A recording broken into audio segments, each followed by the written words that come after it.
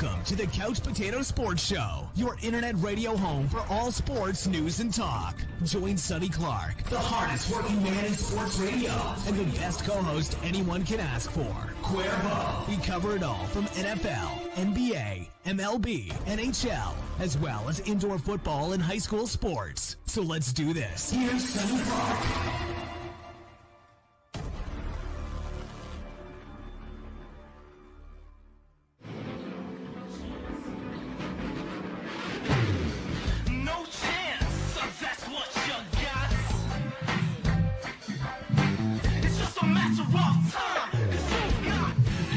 All right, everybody, welcome into the Couch Potato Sports Show.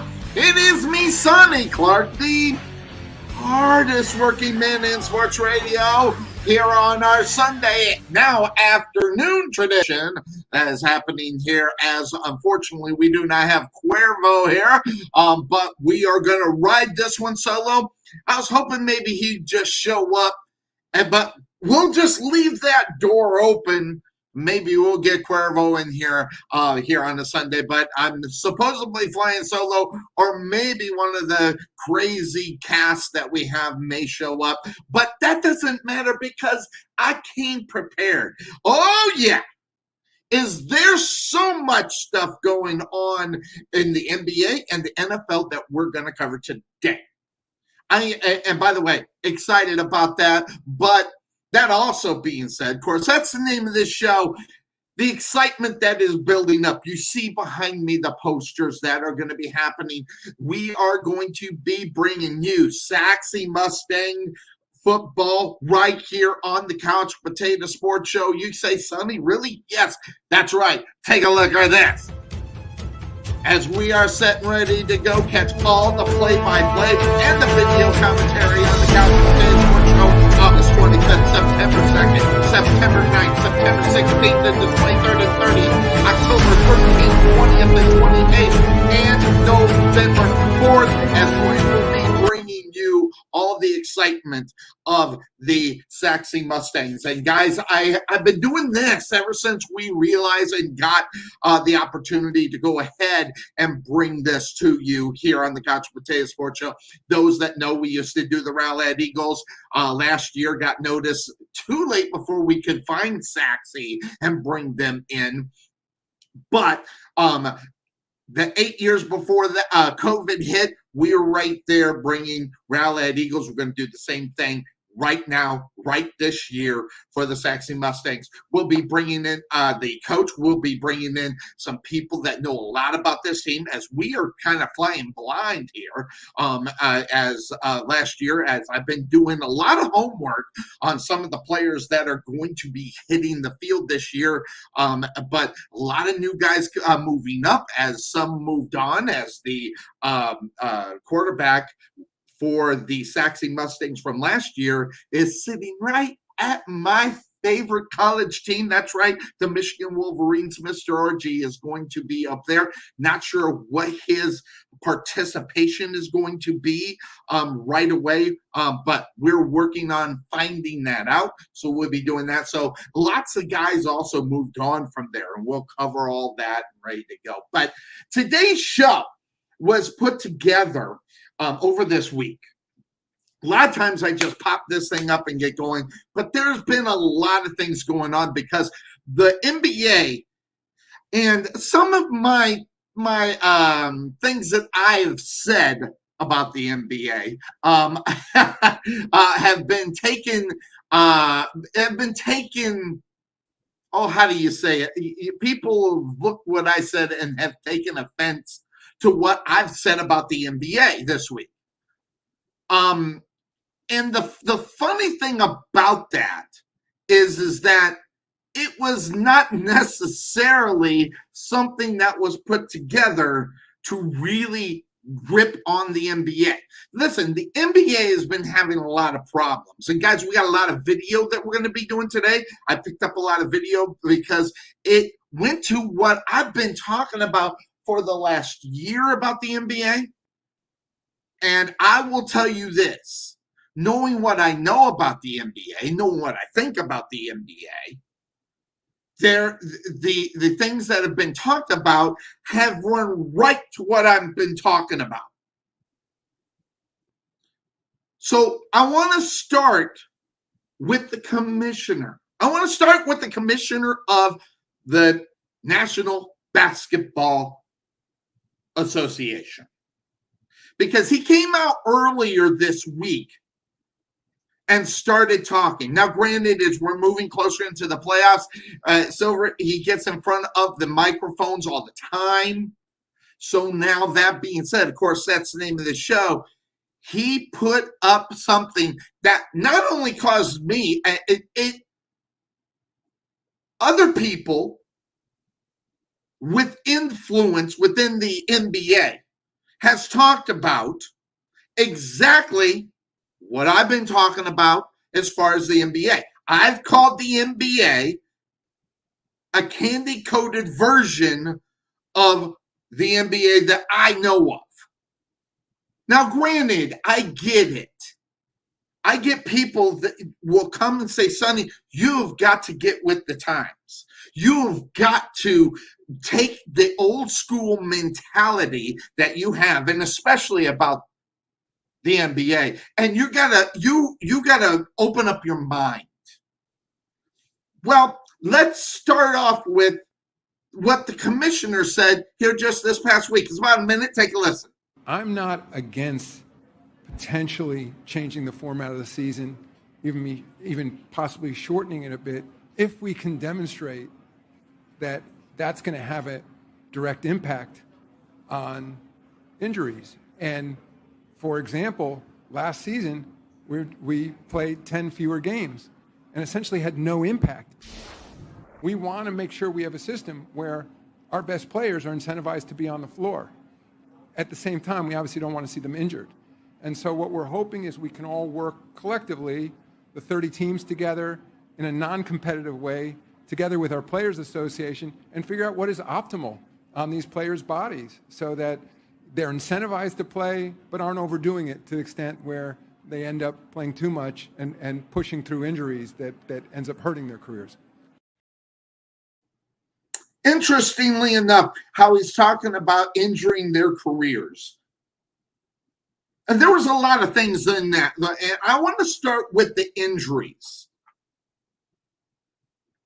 Yes, obviously, especially since the NBA and the NBA teams have got the audacity to charge 20 to 30% for the quote-unquote premium teams. Now, back in the day when you ordered up season tickets, there wasn't quote-unquote premium. Well, they found out a way they can make more money, so they had the premium on it.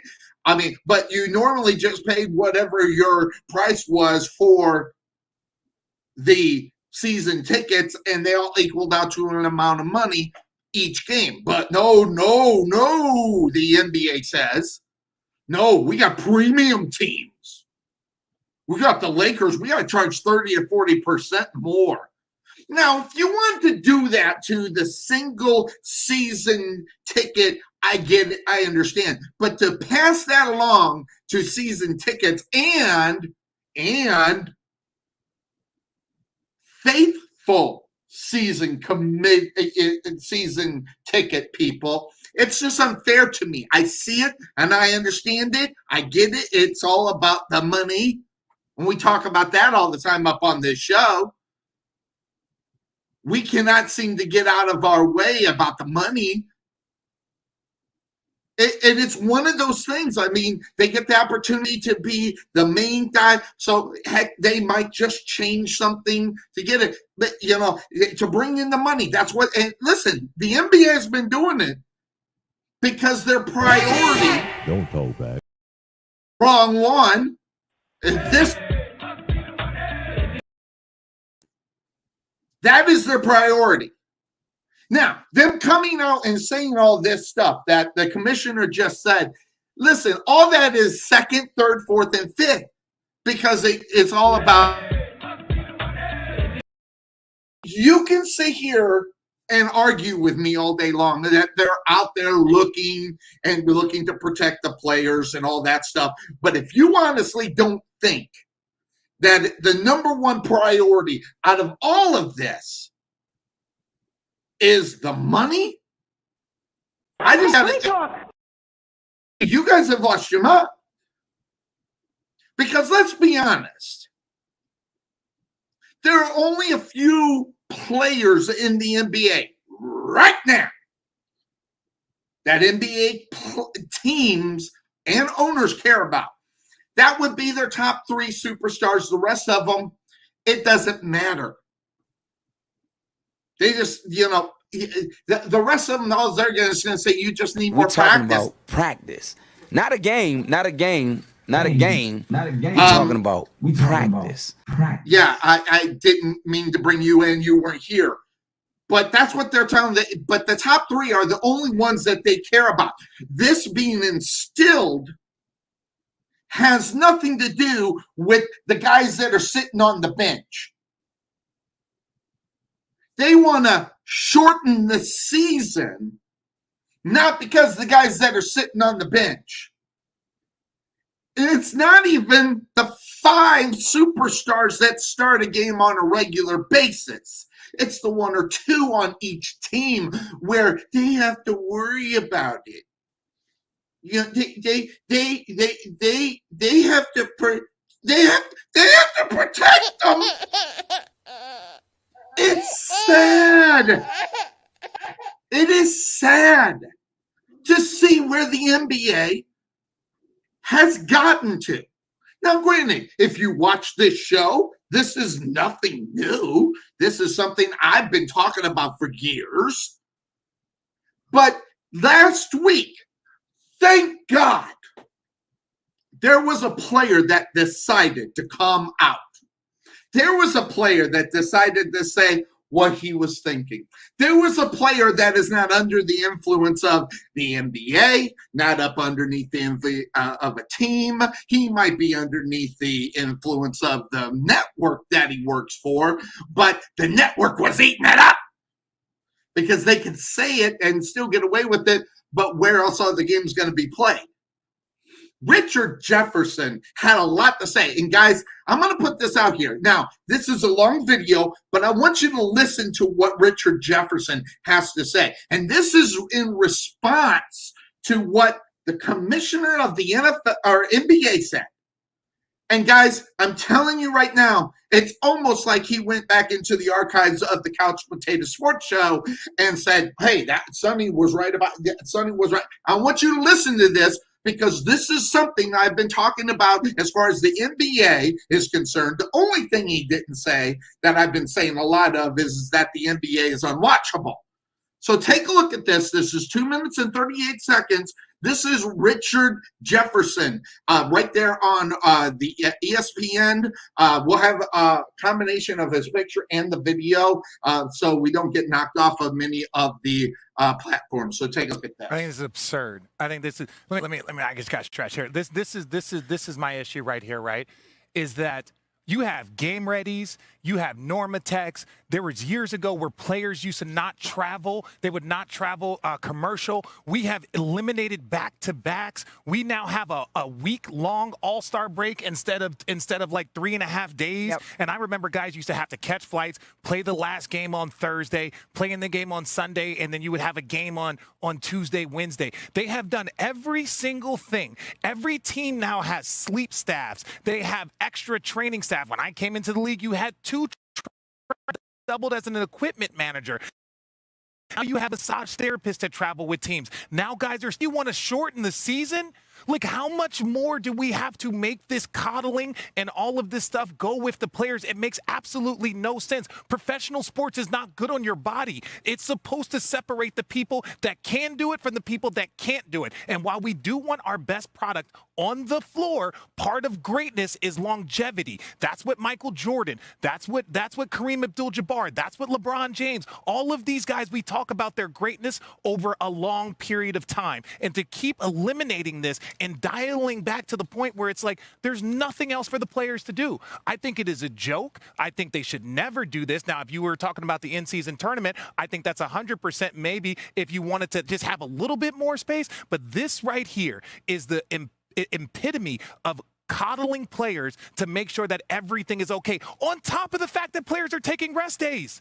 On top of the fact that they're taking rest days right now. So how are you going to give them rest days and then say, well, we're going to shorten it to 60 games. We're going to shorten it to 70 games. At the end of the day, they're still going to take time off. Tell them about the money. The money. Oh, they're making all that money. I don't think anyone else is going to be These are the teams. These are the owners need to get on these. It's not just the players. Don't say the players. It's literally, I've seen guys have a thumb injury and not be able to play in back-to-back because they didn't want their conditioning to be off. Right? Like, if you have a thumb injury, you should be in conditioning. And I'm going to stop because I'm getting too excited here. But the fact that we want to talk about shortening the season now with all of this stuff, you tore your ACL. I've missed time before this. And it ain't just because of that. If guys aren't conditioning 24 hours a day to make sure that their bodies are taken care of, that's on them and that's on the team. But shortening the season, you're going to mess with records. You're going to mess with numbers. You're going to mess with so much of our basketball because this group or the way that's handled right now can't handle it. I'm off that.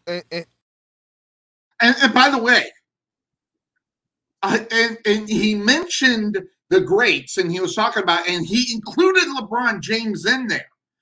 What he didn't go as far as saying what I was saying is that the NBA is in such dire need or want to where they don't want to go find another superstar. They got to have LeBron.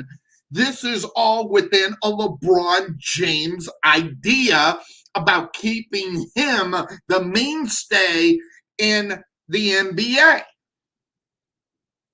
And that is pathetic.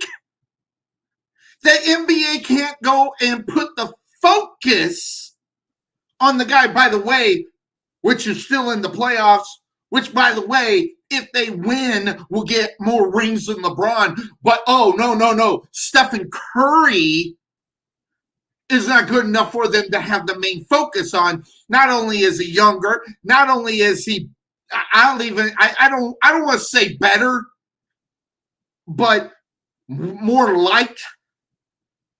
You got guys, and I hate to use the person that I know of as an example of this, but my sister-in-law will watch the Golden State Warriors. Why? Because of Stephen Curry. Because he's cool. Because he's calm. Because he's not an egomaniac. Oh, Sonny, he has his moments too. Yeah, his moments are few and far between compared to LeBron James. All this every single game, acting like he's sitting on the ground like he has the major injury because he got poked in the eye. It's pretty pathetic, isn't it? So the NBA is in a real weird place right now. Real weird. And by the way, just to let you know, it's not necessarily a call to have to find a superstar. But if you had to find one, why couldn't you build it around Stephen Curry? Shortening the season will help LeBron James play for another 2 years. 82 games is the regular. They're talking about dropping it to 60 to 70 games. But the fact of the matter is, and the reality of the sense, it's like baseball. Baseball's not going to drop off to 168. Why? Because of the money. It's always been around the money. So dropping it, and half the time the commissioner's shooting his mouth off. Hey, when this guy started, I love this guy. I loved exactly what he was doing, putting players in place. And now all of a sudden he sees the writing on the wall. That writing is, oh God, we're going to lose LeBron. What are we going to do? LeBron is going to be gone. Who can we put the focus on? Put on Stephen Curry. Put it on some of these big names that are out there that can go in there and do something and make it about not just one guy that they've been doing for the last 10 to 15 years. I'll say 10. His first 5 years, young, exciting. Go ahead, put that on there. I get it.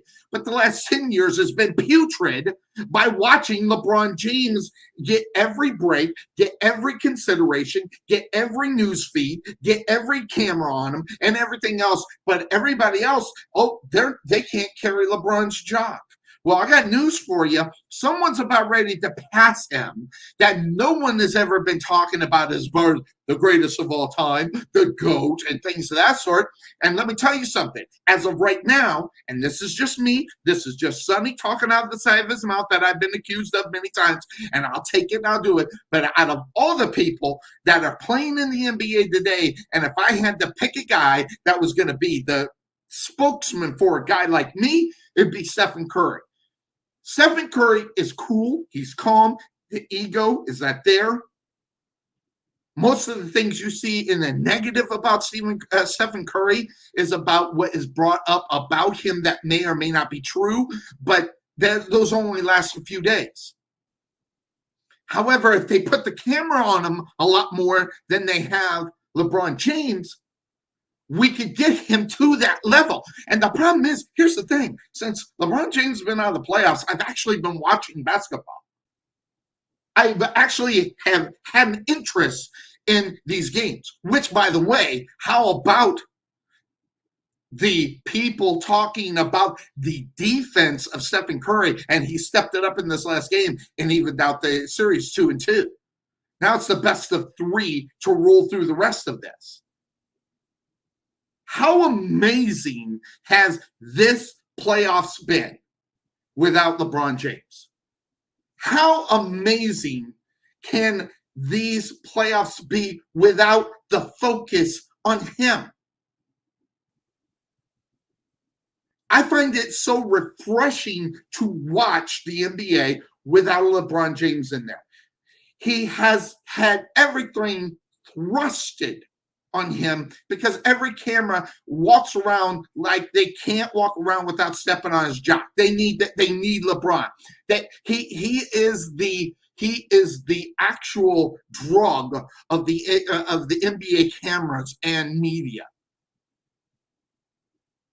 When I think they can find somebody else, or maybe a combination of 3 or 4 players that can bring a level to the whole NBA. There's some superstars in the NBA that don't even get talked about because LeBron James is still within the league. Should he be in the league? Should he not? I'm not going to sit here and argue that. Okay, the guy still puts up numbers, and it's almost like saying Tom Brady shouldn't. And by the way, I'll talk about Tom Brady, but Tom Brady should put him up just because he's old. Now, part of me has believed that about LeBron James, and then I look at Tom Brady, and then I'm going, well, if he could actually still do it, great. But I want that on the 82, not a 60 or 70, where the commissioner thinks that maybe they should downfall. Which, by the way, the commissioner can have all these wonderful ideas, but the teams are going, I got news for you. The teams are going, we can go, if anything, we're going to add games so we can make even more money. Now, we can sit here and argue about who's getting the benefit here. The team, the player, the fan, the owners.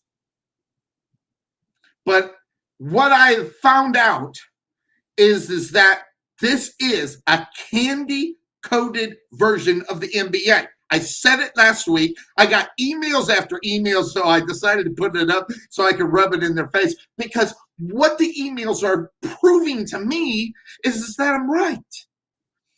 It's a watered-down version of a game that should and have a physicality to it that they have taken out of the game. Now, granted, in the 90s, was it a little overboard? Probably. Just look at the bad boys of Detroit. Look at the Bulls and those comments. Look at Reggie Miller of the Indiana Pacers. Look at all those guys back in the 90s. Patrick Ewing and all these guys, all these big guys. Was it a little overboard? Yes. But to take the physicality, and I'm not talking about the up and down the court, the physicality, talking about the physicality with contact. Sometimes there's contact, but just because there's contact doesn't mean it's a foul.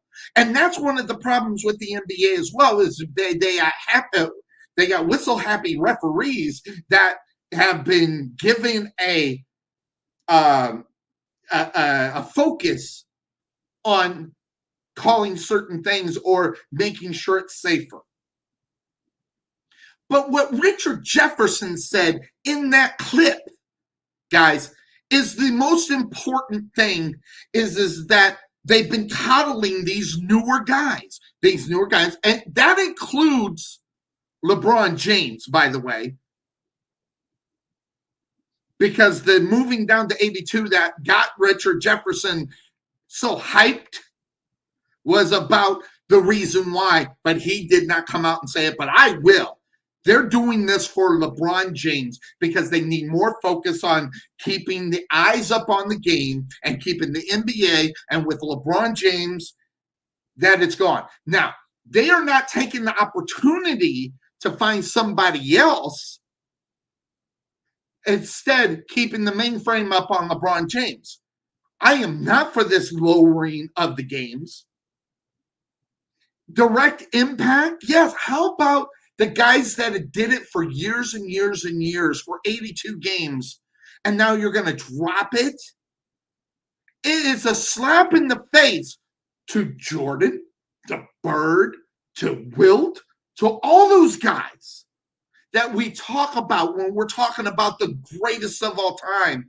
But yet, here we're down, got the watered-down version of the NBA, and the commissioner on board with keep on adding the water by lowering expectations, lowering the physicality, lowering the games, and it takes away from what made the NBA great at one point. The problem is I don't think that the NBA is actually looking at the things that keep people away from watching it, except for the fact that they have focused in on a younger crowd that takes the older crowd, such as me. Now, guys, I'm 55. I know I don't look it. Thank you. I'm 55 years old.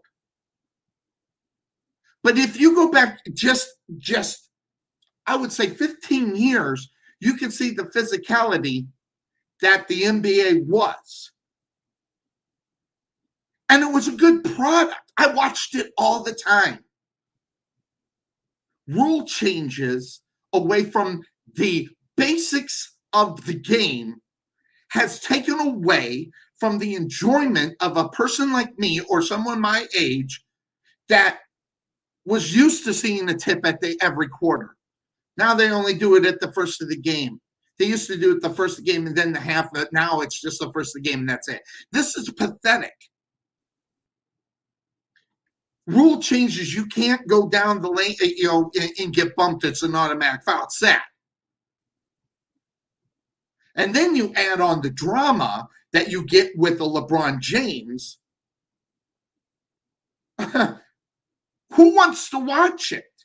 Now, there are a lot of young people that will watch this, that they were brought up into this and they expect to see the game this way. But when you get the older generation who has watched it, hell, even from 40 to 45, I've seen the biggest difference in jump than the younger folks watching this game. And does this come from, and I'll throw this out because one of the misfits here on this show, that being Tarvin, that we have wussified the game and wussified the expectations of what this sport is. A sport to where it's unwatchable compared to what we used to watch, and it's not even close, and even the excitement of the quote-unquote highlights are not even worth watching, to where when LeBron James is not in the playoffs, I'm finding myself wanting to watch it just because sooner or later someone's going to take the step up, and that be Stephen Curry or whatever or whoever, and will do that to finally escort this guy out the door who, I'm just going to say it, has not been the best thing for NBA except for the fact the young folks that are watching it that will continue to pay prices for a quote-unquote premium game. And they'll sell that game out just as much so they get it and they understand it. And I get the business side of it, but at some point, when do you stop taking away from the fan? When do you stop taking away from the older fan? It's almost like watching this game, it's like ageism, because you can just hear it from players that have talked about this before. You can look at some of the players and what they're talking about who have retired: Paul Pierce, Michael Jordan, Isaiah Thomas, all these guys talking about why LeBron James is not really the GOAT. You go look it up. I did it. I was going to bring it up, but I actually went to the left here and I brought it in. I wasn't gonna. But they all can't be wrong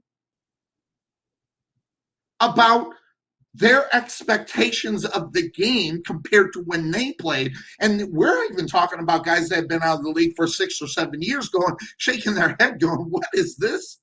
What is this? The NBA has definitely gone sideways, off, and I'm going to tell you, it's something that I don't even. Now, that being said, tomorrow night, Game 5, I'll be watching that game tomorrow night. Which, by the way, let me also, the calling of the players, there was a game on Thursday, travel on Friday, game on Saturday. Now they're getting 2 days in between each game.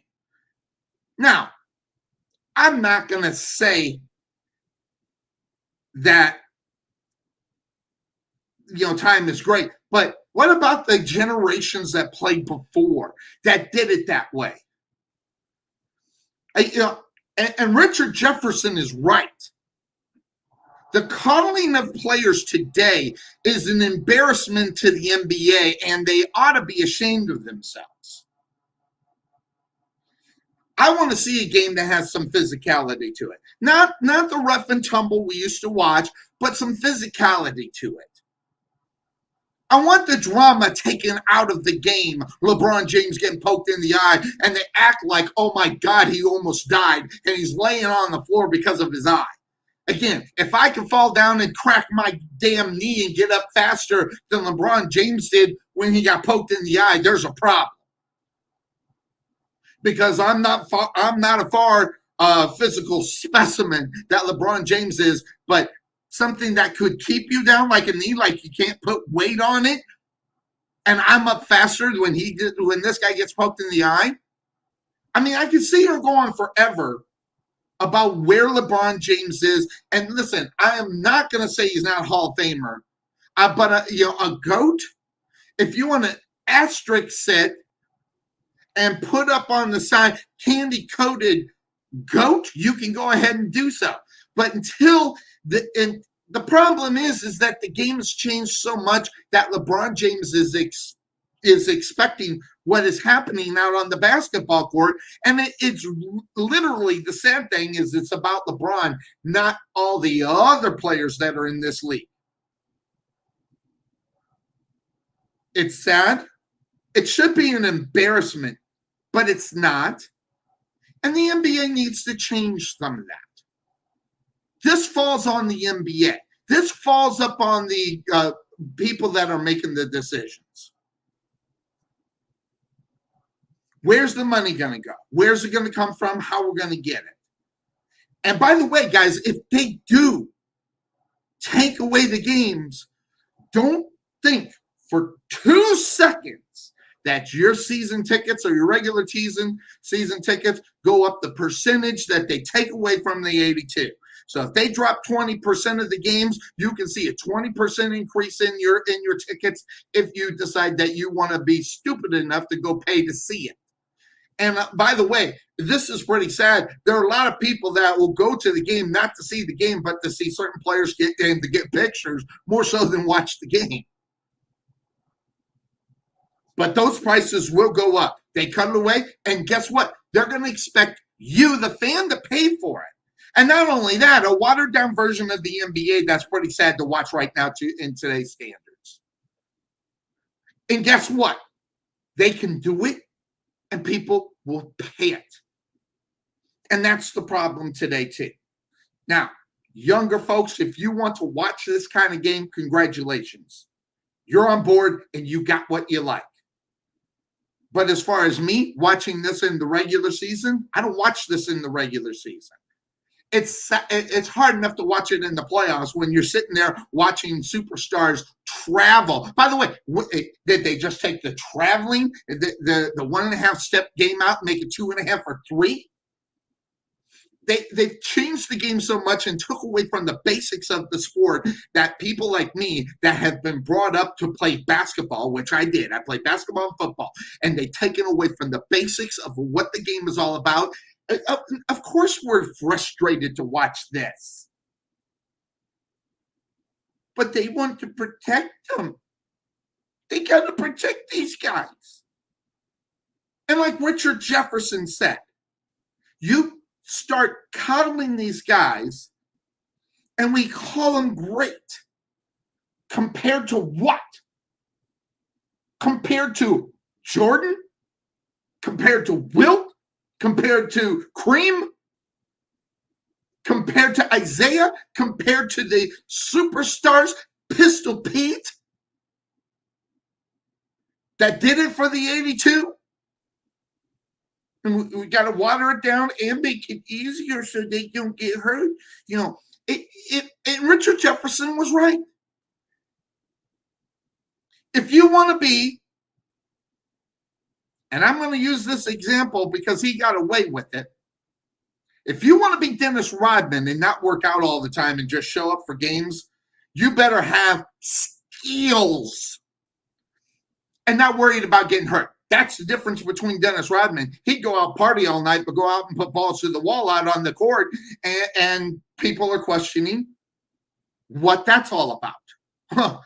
That he could do it, and he didn't complain about it. He didn't take days off. Now, he didn't show up to practice, but that guy was balls to the wall all the time. And now you got players taking days off. Wait, game time, you should play. If you're capable of playing, you should be in the lineup. Oh, but you need a day off. He's tired. He might get tired. What's going to happen if LeBron James gets tired? This is your job.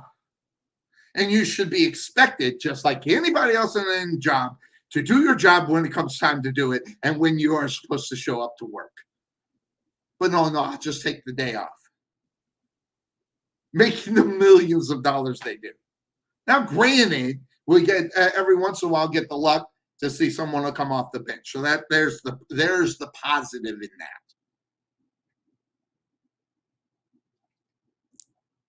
How's that look? And listen, if you cannot see that the NBA has become a watered-down, candy-coated version of what it used to be, even compared to 15 to 20 years ago, that's fine. You can't see it because that's all you watched. And you're used to seeing this watered-down version of what the NBA could possibly be. Now, there's a lot of things going on in the NBA.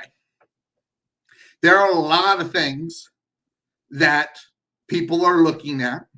So what we're going to do, we're still going to stay on basketball because there's a lot to talk about basketball. There's lots of yapping going on out there, and it's coming from players. It's coming from different people and things of that sort. We're going to cover that. We're going to do that. We're going to take a quick break here on the Couch Potato Sports Show. When we come back, we'll hop more into the NBA. You're watching the Couch Potato Sports Show here on our Sunday tradition that continues on into our 13th, and now when February hits, our 14th season. Unbelievable that we have been doing it this long. We'll take a quick break here on the Couch Potato Sports Show. We'll be right back.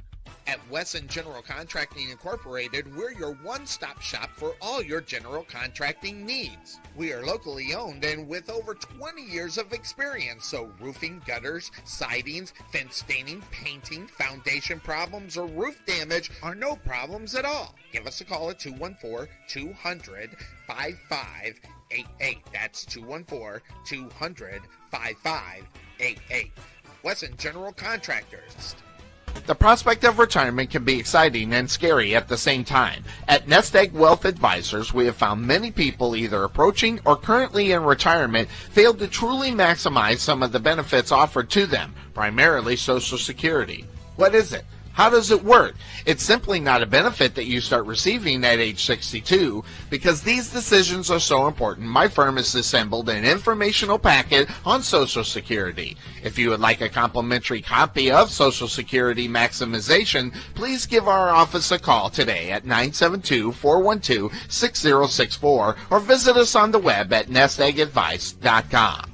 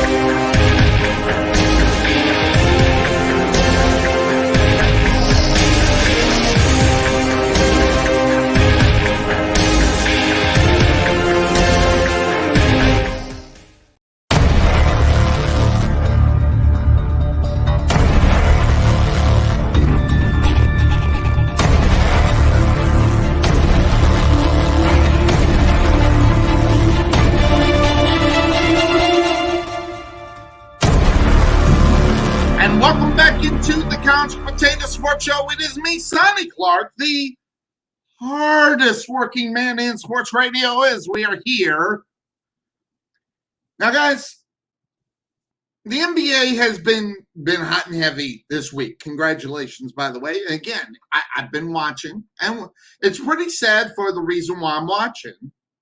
I'm watching because there's no LeBron James. There are more stories, different stories that are going on.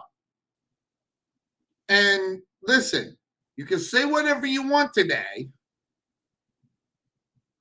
but even with LeBron James not in there, or even to that point, Dwayne Wade, they're talking. The focus is still, they want to be on them, but they're talking about other guys.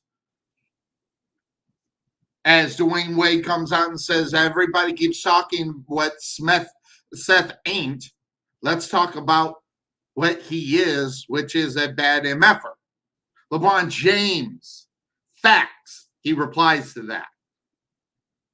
They, and he puts that in quotations, will try to do anything in their powers not to acknowledge simply how different he is. Rare, and rare is not liked and appreciated. Okay, I just have the question: who is saying all this?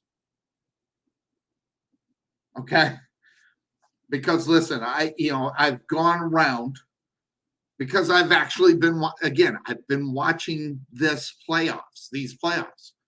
No one has disrespected Stephen Curry. Now, they may have said come, that he's not showing up, defensively sometime, which, by the way, he slapped everybody in the face by having a good defensive game, which helped them to even the series of 2-2.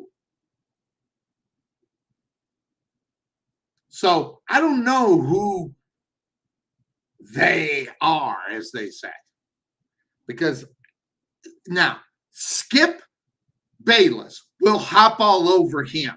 Why Stephen Curry? Why, I don't know. But I don't watch him. But he's only one that I know of and that I've heard that have really been kind of maybe even talking bad about Stephen Curry. So who are they? I'm not even into basketball a lot, and I know Stephen Curry's a bad MFer. And we do this show, you would think that I would know more about it, but I don't. I just know he's a damn good player. And watching when I've had time, seeing the highlights, best pure shooter outside of Pistol Pete. I probably surpassed Pistol Pete. Hurts my feelings every time I say it. One of the best pure shooters in the NBA today. And why not? But who else is talking? Could it be amongst the NBA and the players that are playing right now? Could it be them? Because they're no short about talking about each other, which back in the day, obviously with the way the world is, the way communication is, and everybody can be heard, and social media and all that. And you have all that stuff until you didn't hear all that stuff. But now you can. But who are they again? I mean, come on, look at Steph's career resume. 6 trips to the NBA Finals. 3 NBA championships. He's on the verge of winning a 4th if he gets this one. Named to the 75 anniversary team. All-time record made for 3-pointers in the final. 121. He just keeps adding. All-time record for 3-point attempts in the finals. All-time record for the most made 3 points in the finals.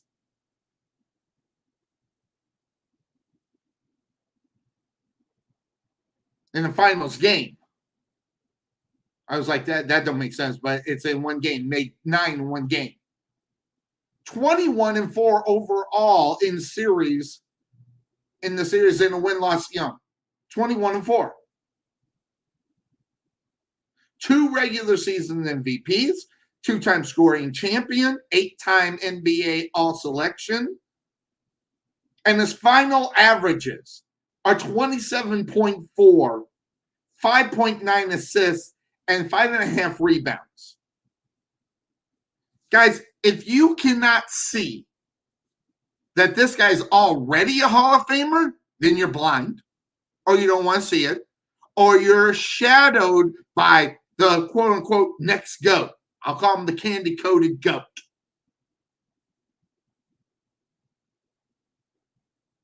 But I cannot, for the life of me, understand who's the one talking. More so than the players back and forth. I mean, because they go back and forth. I mean, if someone says something, whether it's First Take, Charles Barkley, Shaq, or whatever, these guys are talking back. Back in the day, they didn't talk back, which creates more drama now because they're actually talking back. Well, what am I talking about? Well, here it is. Charles Barkley says he should stop before I take his job. Not smart enough, not qualified, no rings, can't sit at this table. That's what Draymond Green said about Charles Barkley. And Charles Barkley, being Charles himself, he's like the guy in a boy band who's the least important member, and he thinks the crowd is cheering for him. Now, there's a lot right now being talked about Draymond Green. There's no question. If you're keeping track or watching, Draymond Green, I mean, every time he's turning around, there's something to be said about Draymond Green. What do you mean, Sonny? You play 34 minutes. You have 4 rebounds, 3 assists, and 2 points. Draymond Green does that in a grade school game, not in the NBA Finals. So that's Isaiah Thomas, and folks didn't recognize who that was, and ripping him pretty well. And so it's not just Charles Barkley. However, go back to what I was talking about. These guys that are talking about certain players of today. And you just can't seem to get around it. Draymond Green. Draymond, ask your daddy who I was. And he's talking, who said that? That was Cedric Maxwell. And he says, there's only 31 MVPs in the finals, and Cedric Maxwell's one of them. There's lots of talk going back and forth, which makes this really entertaining right now to watch. Getting up on the nationwide, hearing these guys talking. Paul Pierce ripped into him. I mean, everybody is ripped. Draymond Green right now is getting ripped from the bone. And I'm talking ripped, guys. It's something that's different. But he has the backstop of Stephen Curry. So what they're saying is that Draymond needs to be that guy that can step up. Now, if you go back a couple of years ago, they took Draymond Green out of the game in the playoffs because of his nonsense that he caused that had the NBA taking him out of the game. Then you're seeing this. This is, Draymond. So Draymond's not that guy he's supposed to be a guy that they're looking at. And right now, Draymond Green is not stepping up.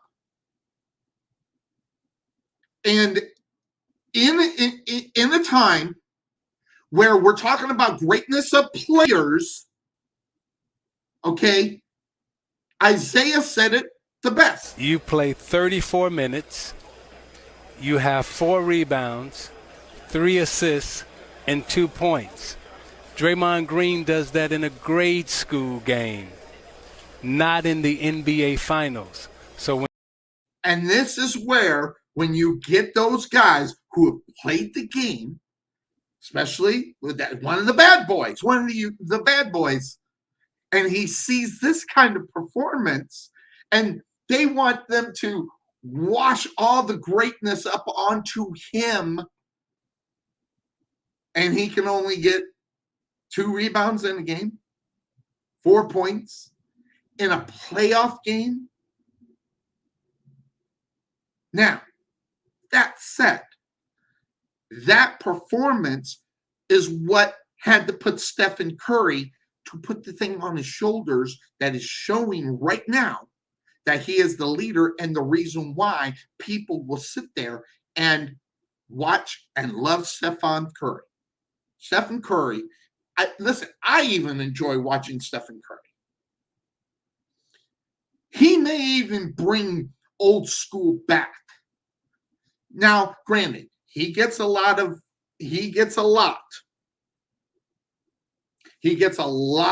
calls and everything else. He gets a lot of them.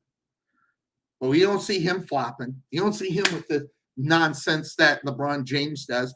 All the things that, hey, get that thing on me. No, the camera goes to him because he can hit the 3. The camera gets on him because he'll make a spectacular play. And that's all he wants the cameras on. LeBron James loves the camera. Especially, I don't know. I may be I'm sorry. I may be wrong about something. And that's sometimes hard for me to admit. But when I see what I see sometimes, I might be a little harsh on LeBron James. Okay, I'm really harsh on him. But if I was seeing someone else on the TV or people talking, then maybe I'm a little harsh. Maybe I'm wrong about how great LeBron James is, but it's overshadowed by the nonsense that he is. Now, I am not going to sit here and make myself look more dumb than I am and not say that this guy, a philanthropist, opening up schools and everything. I'm going to tell you right now, I'm all about LeBron James off the court. Now, I find very interesting, though, that sometimes in research and getting ready for the show, I'll run across something that seems to have been buried that I found very interesting about LeBron James. Now, granted, I'm not saying it didn't get reported, but I'm going to say it didn't last very long about him having an affair years ago. And they went off of that because of, LeBron says, hey, stop talking about this crap. Or I won't stand in front of a microphone. And listen, it's one thing to say that you got pulled, but man, when you got pulled, you got some pull. Because you can say whatever you want about that situation. That was not anything that was not a big deal. But lived, gone, and got by it and everything else. If it happened, great. If it didn't, he's happy, his wife and everything, all wonderful. But where we are in the NBA today is 2-2. That being the Golden State Warriors and the Boston Celtics. By the way, Boston coming out, listen, say whatever you want about Boston. All right, their balls to the wall. Now, let me just go on record. I don't think they're going to win this thing. If they do, I will be happy, by the way. Probably a little bit disappointed for Stephen Curry so he could get past LeBron so we can maybe shut up LeBron James. And then, what are they going to do to try to help LeBron James even up with Stephen, because can't have that. So in my mind, I want the Golden State Warriors to win because I want to see him get past one LeBron James. If not one beyond, at least tied with him. Well, I forget the number. But I want that. I think he's actually tied with him. Yeah, I think he's tied with him. So he'd move on to 5 and have one more. I think that's actually what it is. But the old school Sonny Clark loved the Boston Celtics back in the day. And loved to see what could happen. Not only that, Al Horford played for the Atlanta Hawks for many years. I'm a closet Atlanta Hawk fan. Always kind of liked them because of their radio play-by-play guy, Wes Durham. I mean, geez, why not? But I'm always a fan of the Hawks just because I love listening to him. So Al Horford was back there. So I'd love to see Al get one. I don't think it's going to end up happening. I think that if Draymond can come to the plate and play, if Draymond can get out there and do what he needs to do, that'd be great. Some more NBA news. And this one's actually, this one actually has me a little angry. You go back 3 years, 4 years, 3 to 4 years, when Zion was coming out, and he was the next big thing to happen. Well, Zion is right here. People are talking about it. This is from Woj. Zion Wilson wants to stay in New Orleans. And now you look at the core. That is a force for years to come. I don't know if I agree with that, but the hype on one Zion will. Listen, Zion, I want to know what he has done in order for them to be talking about getting eligible for a 5-year contract and $186 million.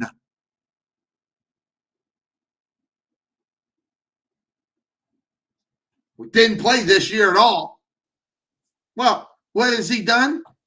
Let's look at it. Why are we not calling this guy a bust? I don't know. But he didn't play this year.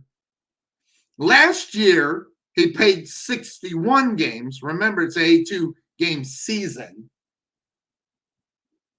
And his numbers were pathetic. Nowhere near they needs to be. His free throw shooting is atrocious. It's almost as bad as Shaq back in the day. But when you had Shaq, you had other factors that you can determine in his greatness. And we're not getting it from Zion Williamson. Why are we putting this guy on a pedestal? His first-year contract was 4 years, $44 million. That's $12 million a year. That's pretty damn good money for a rook. But now they want to go out and break it even more and start giving him 30. What has he done to get 3 times the amount of money that he's making today? When is the potential of a player something you can stop looking at? When is the potential away? Why the Pelicans are falling for this? And listen, the kid's got potential, but potential doesn't put it out on the basketball court. Zion has been a bust. Hadn't played this year at all. Go back, look at those stats. The guy's played in 85 games. There's only 82 games in the season. So in 2 seasons, he played a full season, but he's played 3 and he didn't even step out on the court. Why is this guy being considered to get a 5-year, $185 million contract? Why? What has he done? And we talk about it all the time. It's as simple. I mean, I don't know. I get potential, but gee, really, what has he done? A potential superstar? Zion may want to stay there. Congratulations. And hey, what he's doing, his basketball camps and stuff like that, kids look up to him. He's a great college player. No one's going to take that away from him. But if you're the Pelicans, you're about ready to pop 3 times the amount of money that you are going to pay him right now for not even playing 1 game this year. And in a combination of 2 seasons, he played a whole season. And the 3rd didn't play at all. He's played 1/3 of the time that he should have. Now, listen, don't get me wrong. I understand injuries happen. I get they're not going to play a full 82. I'm not that far gone. But when you're a superstar, supposed superstar, you should be there more than you're not. 62 games, in my opinion, out of the 82, I think is not enough. And he did that 1 year. And the year before that, didn't even come close. And then just this year, he didn't. I mean, why can't are we afraid to call players bust? Are we worried about hurting this guy's feelings? Why is everybody acting like Zion Williamson is the next coming when he hasn't proven anything? And you're going to give him money like he has. All because of potential, all because of what he could do. Hey, he makes it 20 games next year. You know, hey, there you go. You spent $30 million on a guy that's at the bench injured. $30 million a year is what he's lined up for. That's sad. That is sad. Actually, it's 34, something like that. Can we stop with how great he is, please? Are we afraid to hurt the feelings of our young basketball players? Or you don't want to hurt his feelings because he might not play up to his potential. He might not want to come and play every night. He's our superhero. I'm so tired of it. And you want to talk? We were talking about coddling the players. You're going to pay him $30 million. You want to talk about coddling? How many games is he going to take off? How many ones the doctors will say, well, he really should rest? Today's player cannot carry the players of 15 years ago's junk because of what the NBA wants to do. Shorten the season. Candy-coated version of this league. It's pathetic and it's sad, and they should be embarrassed, and they're not. But again, if they shorten the season, who's that going to go? Who's going to pay the ticket for that? The fans. So if they drop it by 20%, your ticket prices will go up 20% because they're going to at least make the same amount of money. And again, I don't even understand why they're not adding more games.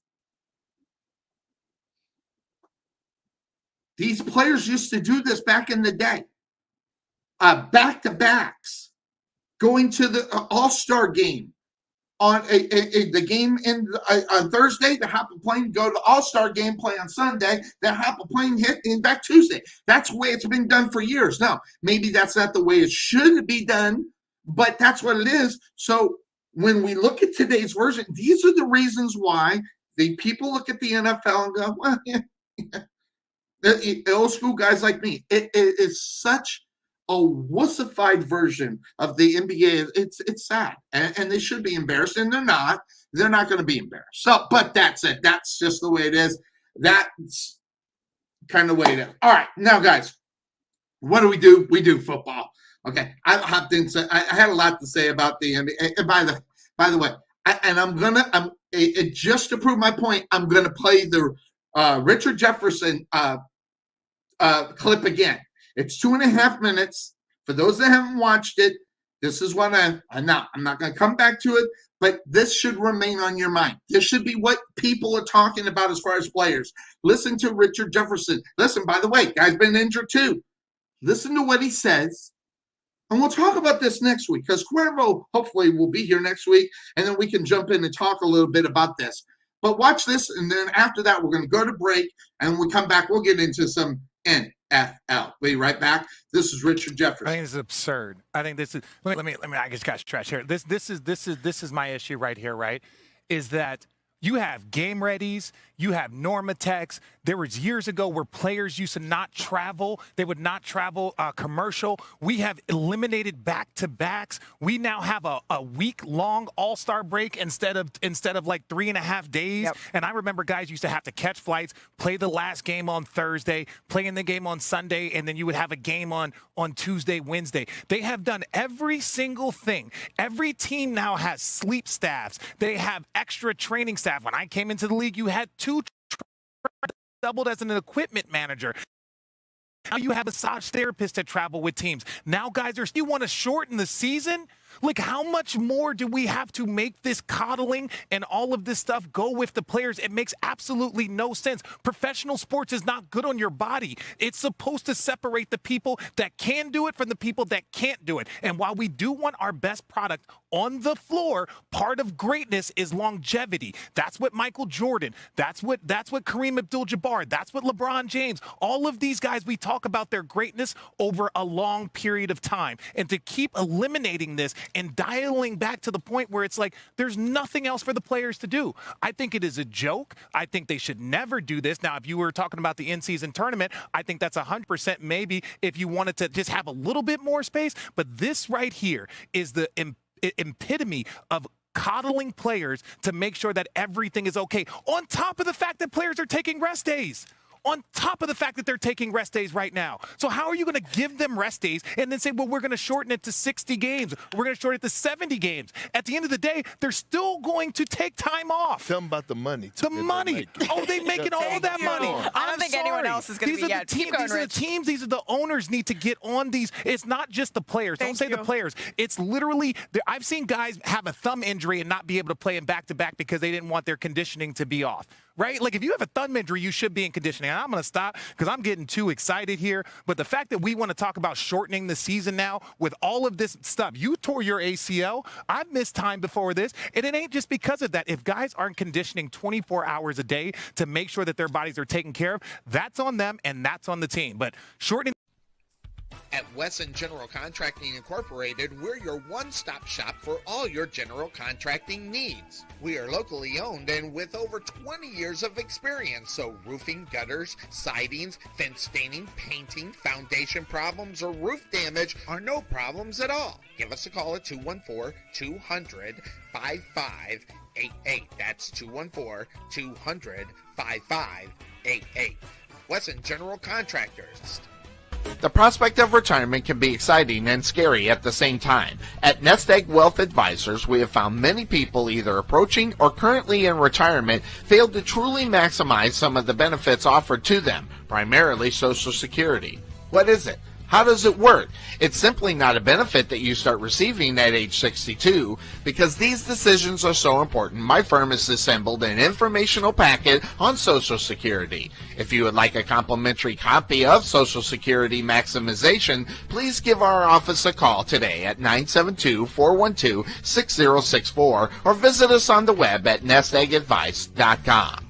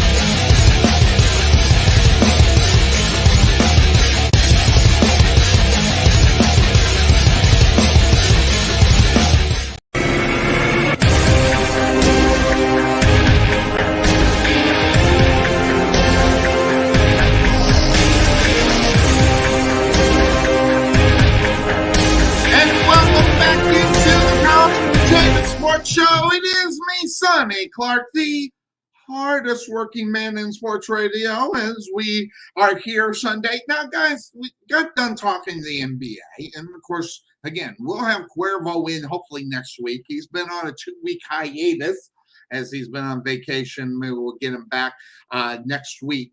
That being said, of course, we're more about football here, so there's been a lot of football news that is going on out there, and I wanted to touch on some things that have been going on and some of the things that people are talking about as far as the NBA or the NFL. And one of the things that's really interesting to me that I've ran into and have heard, and I got one last video clip I want to play. And the video clip is about a guy that I think is under an illusion Last year, if you go back up on this show, I played a clip of this same man talking about how he wasn't number 32 as far as quarterbacks were concerned in the NFL. He was not number 32. Okay? At the beginning of last year, I might have agreed with it. Now, there are a lot of excuses for this man, and they just continued going on because guess what? He came out yet again just this past week and said he's not number 32. Well, after last year, I don't know how you can consider him not 33, 34, 35, 36, wherever you want to put him. I'm talking about Cam Newton. I don't know what he's smoking. Okay? I don't have a clue. I do know I want a little bit of it. Maybe sometimes. Maybe I do want a little bit. I want whatever he's smoking a little bit. And hey, say whatever you want about it. I think that there are guys that get the benefit of the doubt because of their history. And rightfully so. They should. I think that. But after 2 years of not showing it. Now, he can have all the excuses he wants about him not being number 32 or why he wouldn't be number 20 or wherever he thinks that he should be. But Cam Newton just cannot. I'm going to play a clip. It's a long clip. It's 2 minutes and 45 seconds. But this is Cam Newton talking. I don't want to take away or say something wrong. I want everybody to hear what he says because, listen, I've got a list of what he was talking about. And I think I've got something to say about it. So Cam Newton, this was on this new show called Pivot. He was on it last year, and he basically said the same thing. But listen to Cam Newton right here. Okay, this is the facts, all right? And this is why the gift is the curse, right? Because my own worst enemy will always be me. And I'm going to tell you, I'm going to keep it a buck. I done jumped in some fucked up situations. Just keeping it a buck, right? And this ain't no remorse. This ain't no, I want somebody to feel sorry for me. This is me acknowledging that I understand I'll own up to jumping up into some fucked up situations. The New England experience was a fucked up situation. I was still learning the offense 7 to 8 weeks into the season. That was. In what regards was it messed up? Okay, I'm learning systems mentally, right? As a quarterback, it's not just can you catch. It's not just can you can disguise that. We all been around teams where it's like ready, break. Hey, what I got? Right. As a quarterback, you have to look the part, act the part, and be the part, right? So there was countless hours with Jed Fish. There was countless hours with Josh McDaniels. There was countless hours with so many different people trying to teach me certain things, and it was just brain overload. So it was times I'm going to the line, and I'm still thinking. I'm thinking about the enunciation of the play. I'm thinking about forgetting my motions. I'm thinking about my sight adjust. I'm thinking about certain things. So that's the fucked up situation. Did I know it? Yes. To the degree that I needed to know it in order to show the world that I'm still Cam Newton? No, I didn't. But I put myself in that situation. All right. Now, Carolina, I put myself in another fucked up situation. I was signed on Thursday. I played on Sunday. Yeah. At what point did you think you was going to be successful? That next week I started. That's still up under 10 days of you being on the team. Right. And you're still trying to learn an offense. This is not a receiver. This is not a safety. This is not a left tackle. Right. This is a quarterback. So before I sit up here and allow the narrative to be made that Cam ain't got it no more, Cam is taking full responsibility and saying that Cam put himself in a fucked up situation, which then had a ricocheted effect to people thinking, how you think, which I respect, because we all are entitled to our opinions. Right. I don't necessarily have to agree with it, nor should you or anybody else who watches this has to agree with it. But I'm saying I put myself in some situations thinking that, man, I'm Cam, bro. I'm Bug. You feel me?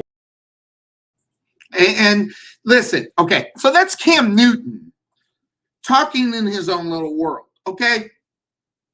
And I'm going to point out some things. Basically, I wrote this down before I played this thing, because, and then one popped into my head. It just popped. It got it. But he's talking about facts. Okay. Now we're talking about a veteran quarterback. Now I'm not saying that he should know every play in a playbook as soon as he walks in there. Okay. But he walked into a quote unquote messed up situation in New England. I'm sorry. How is stepping into that situation a messed up situation? What? No, Bryce, I don't get it. You go to who is considered the GOAT of all coaches right now to a team that pretty much is laid out. And you're in week 7, week 8. You've gone through all the training camps and everything else, and you're still thinking you can't get or don't know the playbook? Or do you not know the playbook because you're walking in there and have an idea of what the playbook is and you know the play, but you're so used to playing the way you are to where you're looking to break off of what the play is, which is a Tom Brady sitting in the pocket, finding the open receivers before he take off. And Tom Brady, you could say whatever you want about him. This guy's taking some hits. Now, can it be that maybe you're a little gun shy from getting hit? Yes. Does a play break down faster than maybe what is expected, like if it was Tom Brady at the quarterback? There's no doubt in my mind. But going to a messed up situation, you are kidding, right? Would any quarterback turn down that? I don't think so, Jim. This is a great situation, a winning program, a habit of making the playoffs, making it to the AFC Championship game. If you're as good as you think that you are, Cam, how about you show up? How about you put in the time? Oh, countless hours with the offensive coordinator. Yeah, that's your job. And the fact that it didn't get it. So I want to know. You say right here. Let me find it where it says. It says that you have countless hours, okay? And you had quote unquote brain overload. Now, is that brain overload or are you just not teachable? Now, granted, I'm on the outside looking in. I don't see it every single day. Okay. But could it be that maybe you are not teachable?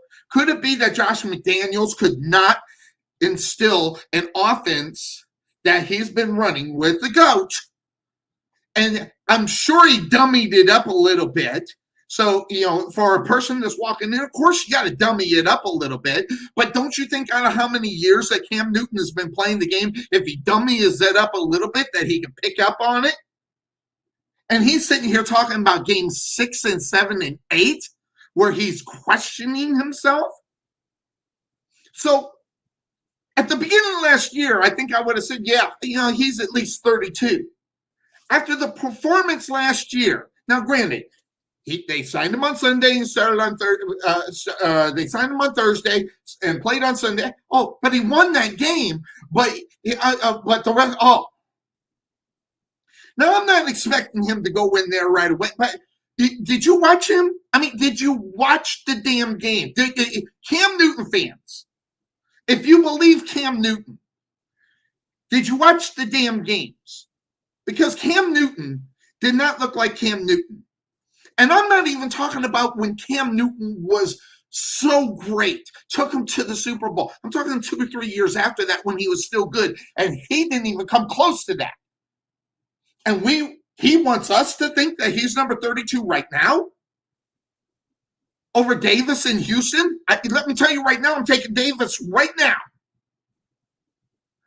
Right now. And I'm putting him at number 32 probably in my list. I never put the list together as far as where they are. I got a picture here about the listing of the top quarterbacks in the NFC. But Davis Mills is down on the bottom of that list. And right now, I take David Mills right now over Cam Newton. Cam Newton thinking that he's number 32 right now he's not watching his own damn game. He's not watching his own damn film. He's not watching what other players are doing. He's not watching what he could do to improve to be a better player. Now, does Cam Newton right now have a place in the NFL? Maybe. There are 3 teams out there that I think could probably use him. How about New Orleans, number 1? If he wants to go back to Carolina, how about that? But the place I think he ought to go, and if he could sell it, is Seattle. The guy, sometimes you can't take away from experience, but sooner or later, that experience starts going away. Whether you're quarterback, wide receiver, running back, whatever the case may be. Now, how much he wants to get paid, I don't know. I don't care. But here's what I'm saying. If he is above 32, there's only 3 teams right now that could take him. Because, listen, I don't know about Drew Lock. I don't know what that situation is. Drew Lock is a disaster. Now, maybe Drew Lock had to get out of there. Congratulations. I don't even know what's going on in New Orleans at the quarterback position with Jameis Winston. But from everything I heard, everybody loves Jameis, but would you like Cam Newton more than Jameis?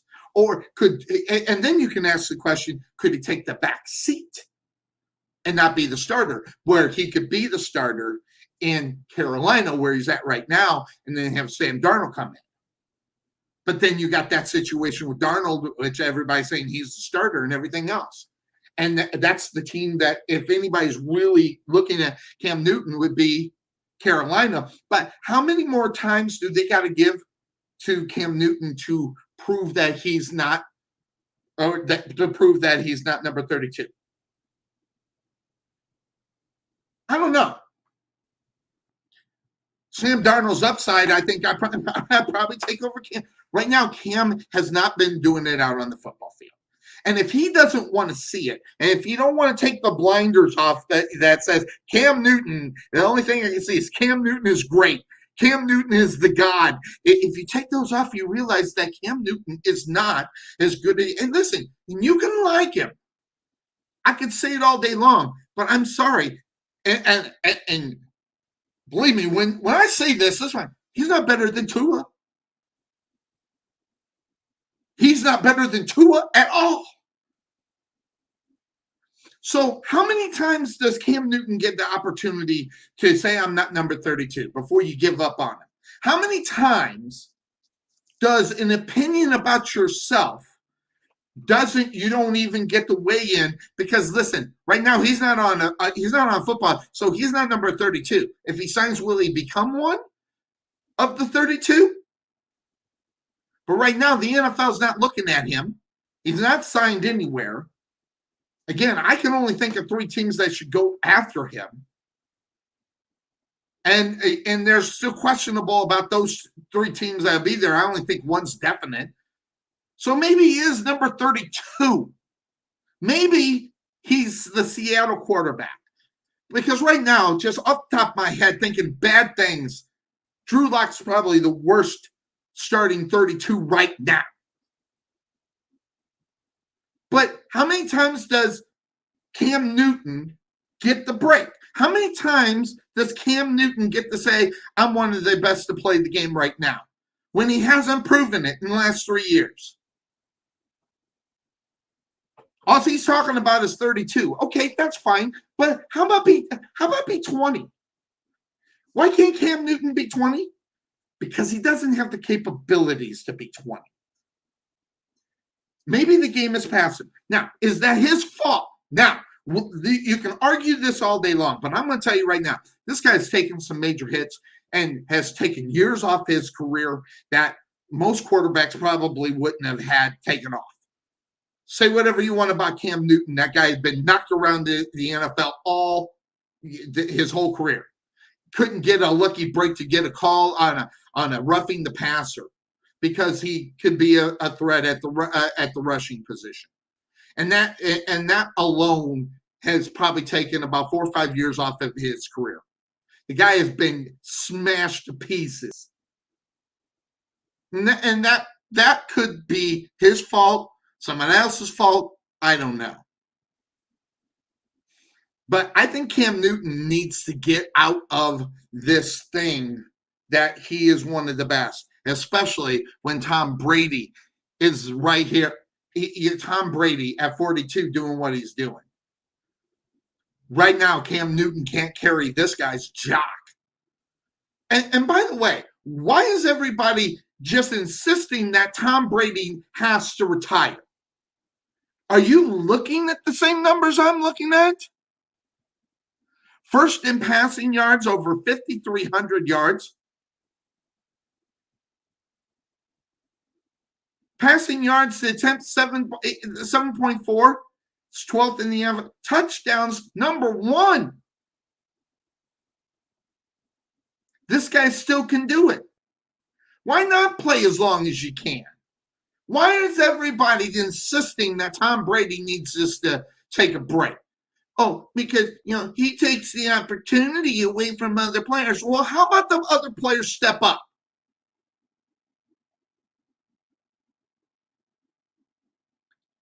I'm going to tell you right now, if there was something,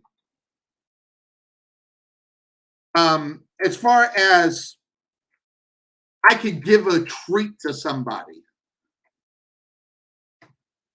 I would say this.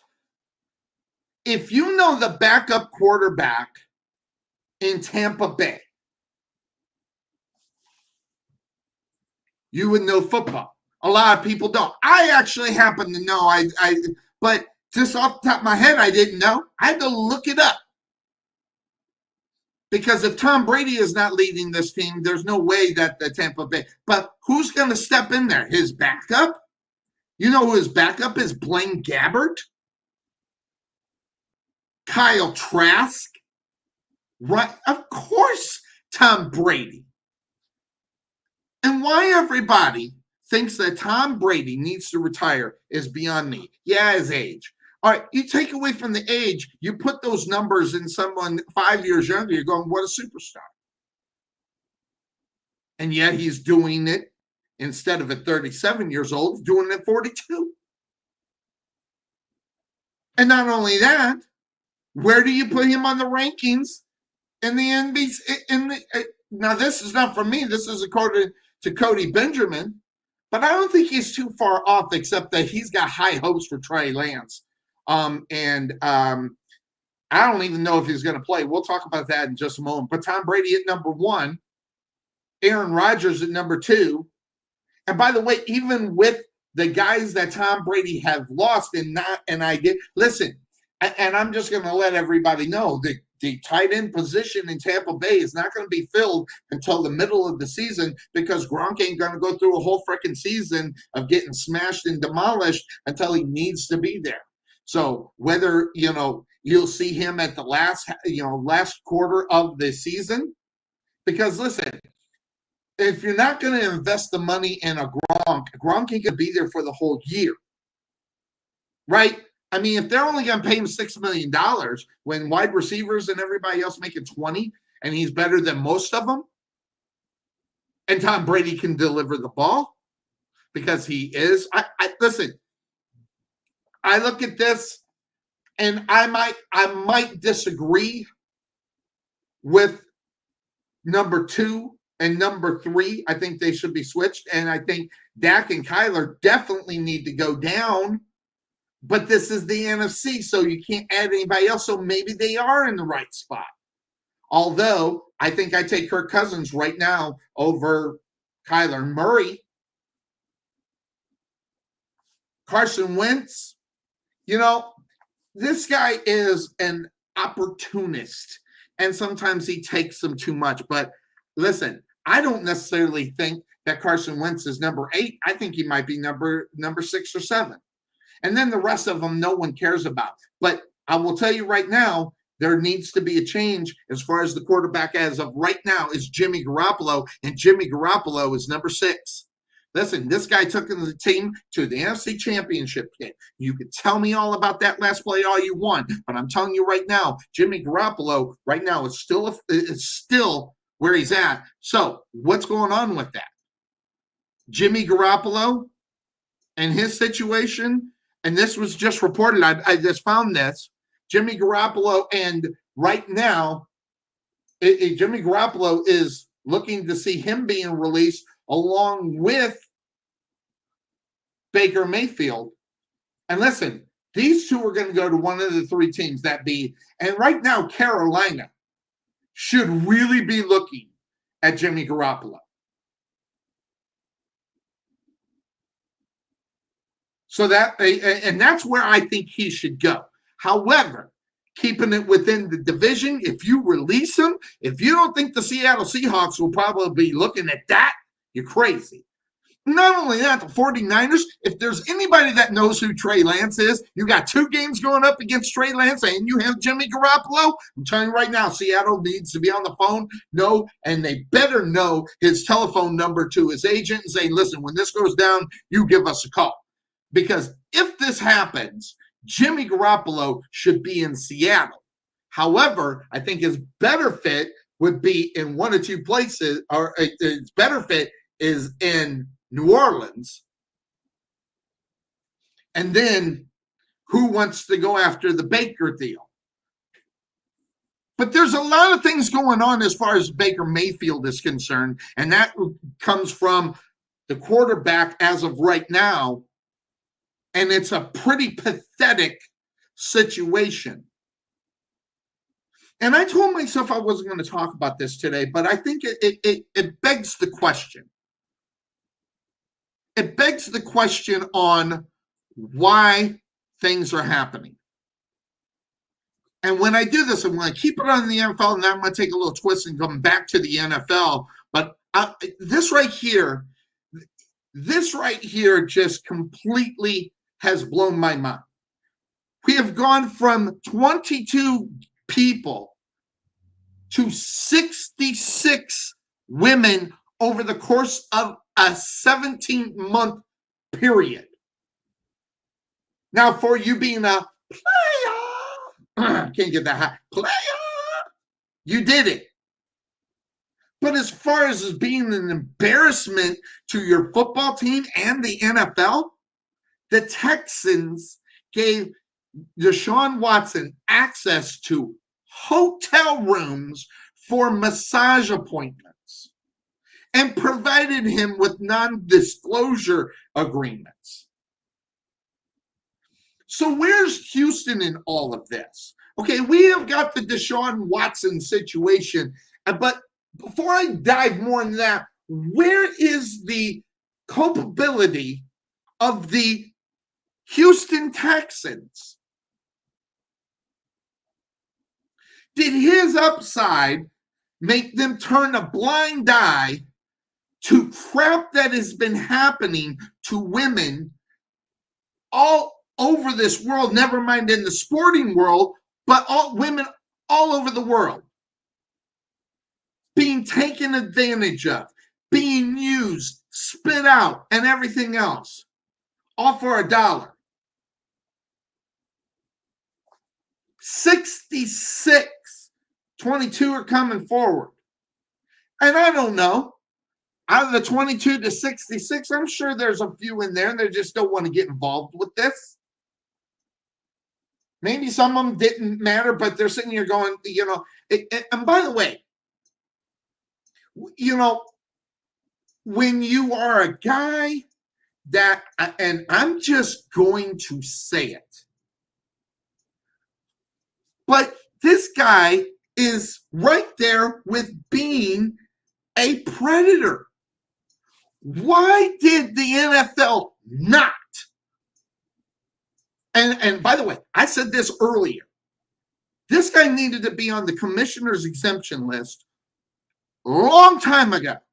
Where's the NFL? Now, you have the NFL Houston Texans culpability in it, and then you have the NFL who now has a hold of this information and has not put him on the exempt list and or suspended him. Just as much as we were talking about how people are talking about LeBron James and what he has done, they couldn't all be wrong about how great he is. All these 66 couldn't be wrong either. And you have 22 that are stepping up and actually now to 24.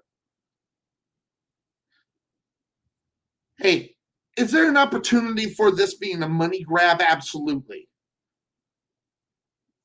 But I don't look at that number being 24. I look at that number being 10. Maybe I'm naive. But maybe I'm just too old school. Or maybe I'm just too much of a decent human being, unlike a Deshaun Watson, who goes in and gets a rub down, gets a happy ending at the end of it. It's actually pathetic.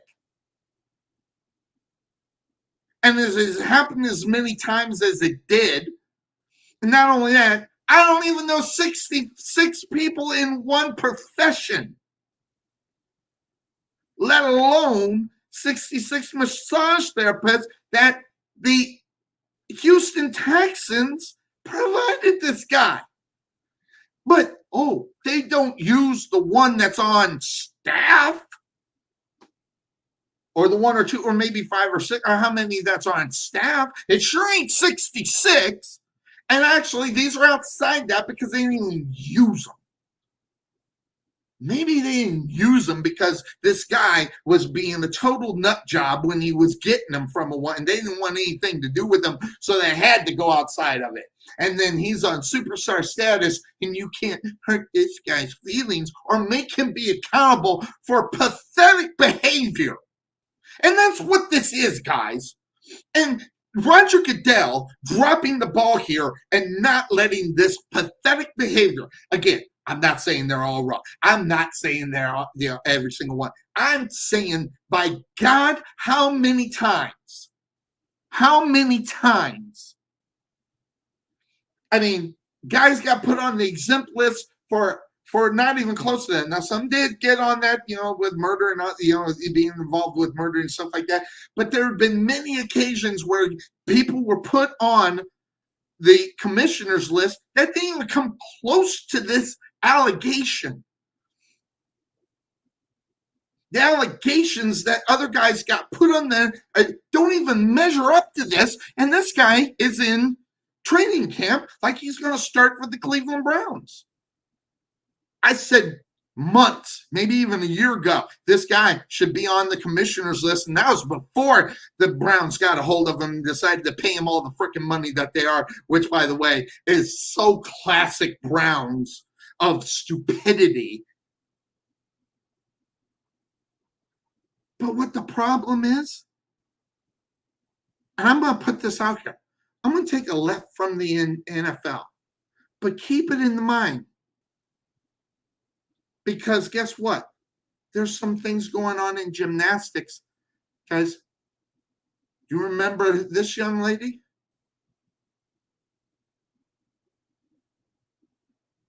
Sports has an obligation not to be known as a place where predators prowl. And by the way, the victims are asking $1 billion from the FBI for failing to promptly investigate the sexual abuse allegations against Larry Nassar. They're not going to get $1 billion, but that puts a bitch slap on the pathetic response or non-response that the FBI did. And they had that for months or two and made no attempts to remove this guy. Now, going back to that situation, I don't know the full details. I don't want to know. I'm telling you, I want to turn a blind eye to that. I'm just going to say I'm on Bio's side and all those women's side and they should. This was a complete drop of the ball, by the FBI. And why? Now bring it back to Watson, doing the same damn thing, basically. Doing the same damn thing, and these guys got to take it because they need their paycheck. If they say anything bad against him, how will that affect their career within the massage therapy area and stuff like that? Saying something bad or saying, this happened, how this does not. The NFL has dropped the ball right. And listen, and I'm just going to say this. This right here is the one thing that Roger Goodell is not going to be able to squirm his way out of. This is going to be the reason why that Roger Goodell may even lose his job. There have been a lot of things that people go, get rid of him. But to this status, for 66, number 66 now it's 20. And Roger Goodell has done nothing to put a stop to this. I mean, how much more of a black eye does a guy have to do or to get this, to be put on the commissioner's list? How much more of a black eye does it have to get to the level of what's happened over in the gymnastic sides of this with this Nasser dude? Does it have to get to that level? Where are you at, Roger Goodell? You're dropping the ball here. Listen, you can say whatever you want about Roger Goodell making all the millions of dollars, but it's going to be the thing that he won't be able to get out in front of or stop. And that is a woman's issue within the NFL because they have stopped and made noise. And I got news for you.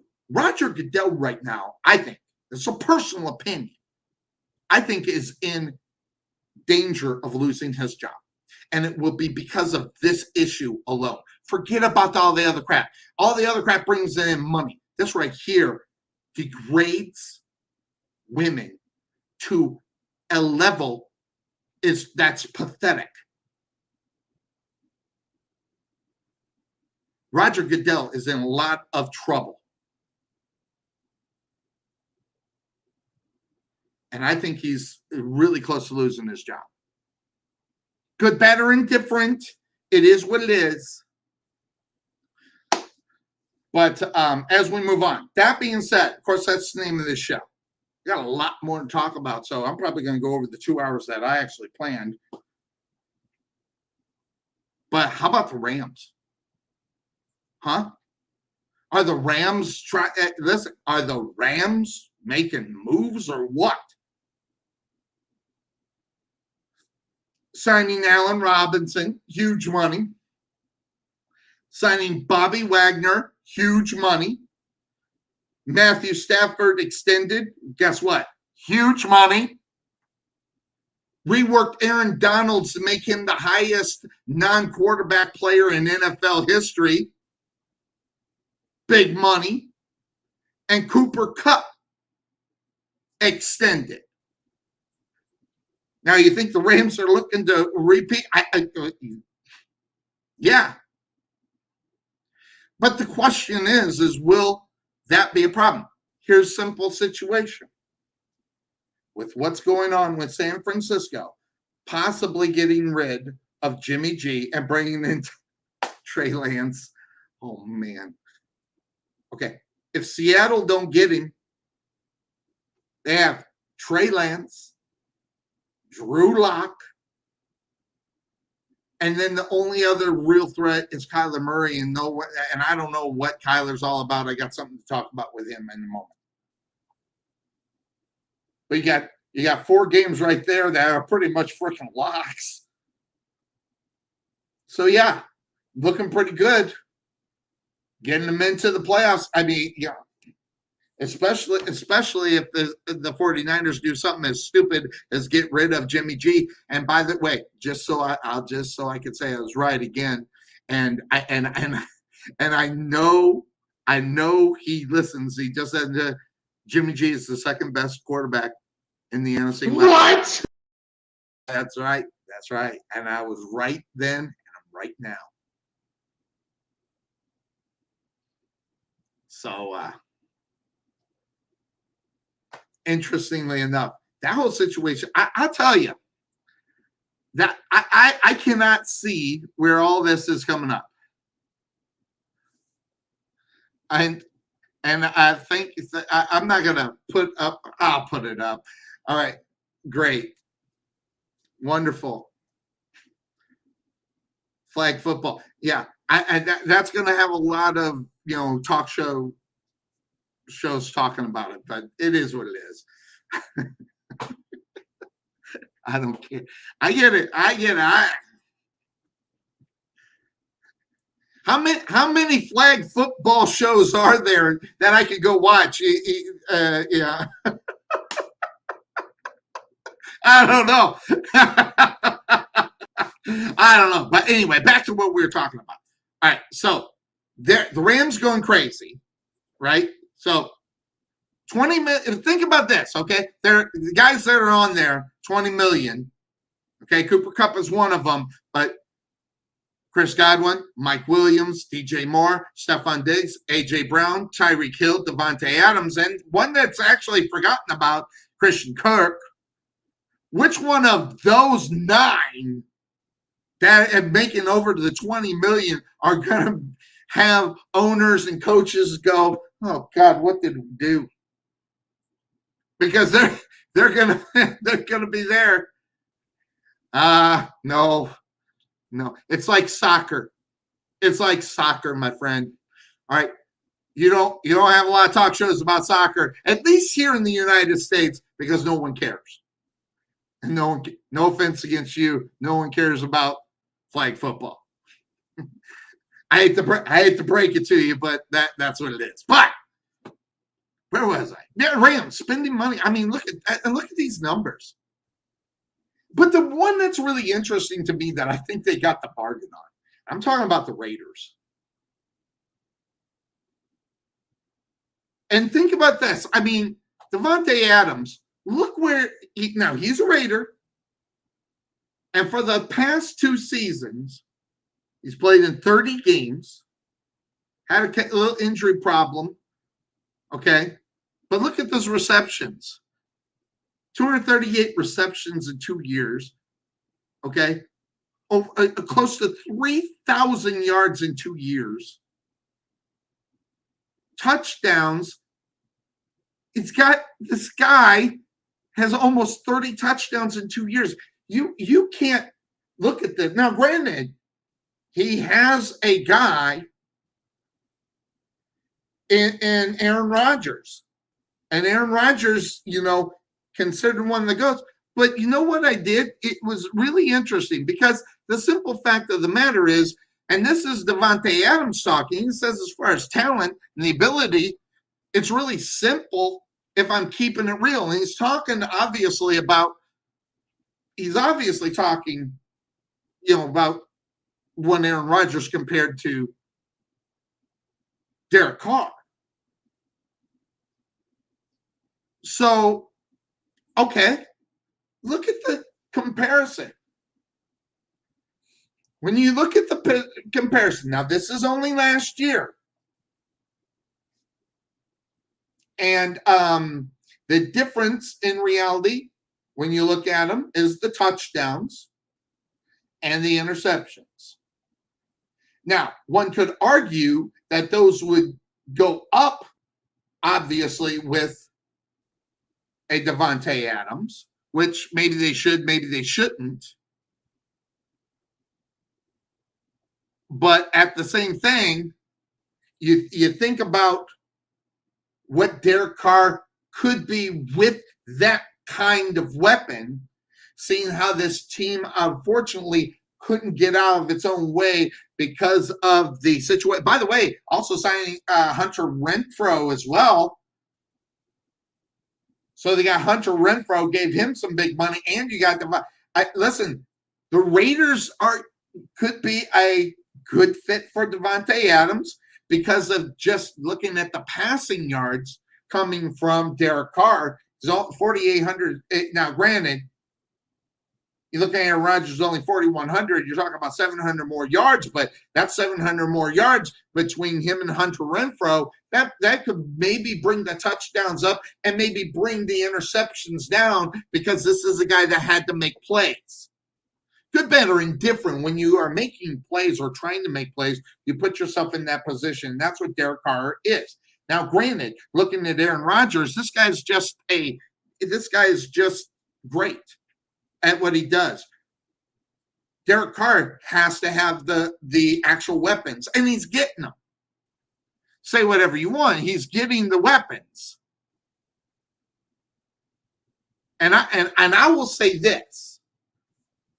You know, Aaron Rodgers, if he is going to be one of those GOATs that we talk about, you know, he's going to have to take a rookie and an aging wide receiver and make them great.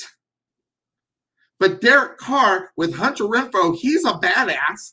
And then you had Davante Davis, and then you get the ones that are becoming that work the slots and running backs out of the backfield that he can. It just changes the whole dynamic of what the Las Vegas Raiders offense is going to look like. It's going to change dramatically. And I don't know, because I look around in the NFL and I'm asking myself, there are a lot of wide receivers out there.